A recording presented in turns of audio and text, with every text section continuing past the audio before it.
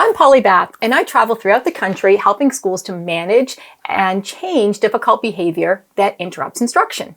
Today, I'd like to address one of your questions about teacher-student relationship. I have a kid who sometimes escalates during activities or refuses to go to classes or shuts down when presented with tasks. Why is this? Is it the teacher, the content, the environment, the kid's life experiences? Logical consequences work sometimes, but is it possible to do something proactively that could actually decrease these behaviors? I see this often with our younger kids when it's time to go to specials.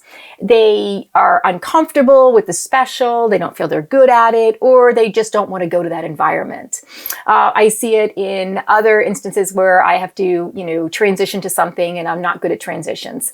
But when it comes to asking the question, is it life experiences? Yeah, could be.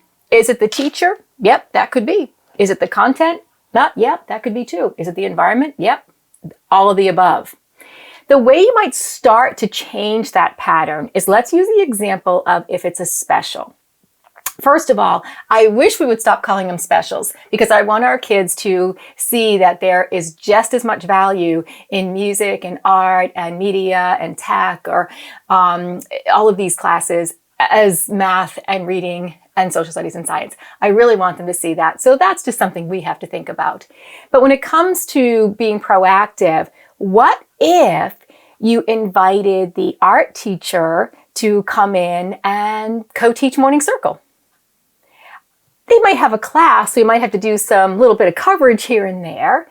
But if the child sees the teacher of the place where they're struggling to go to in a different environment, like the comfy environment of their own classroom, they will start to shift the way they see going to that teacher's classroom. So we're basically reversing it. Let's bring the teacher to me, not to teach their whole class, but to share Morning Circle, to facilitate snack time, whatever it might be. And we balance out how we're going to cover that to help each other out. But it's always worth a try. Don't forget to like, subscribe, hit the bell for notifications, watch these videos. If you've got questions for future videos, include them in the comments below.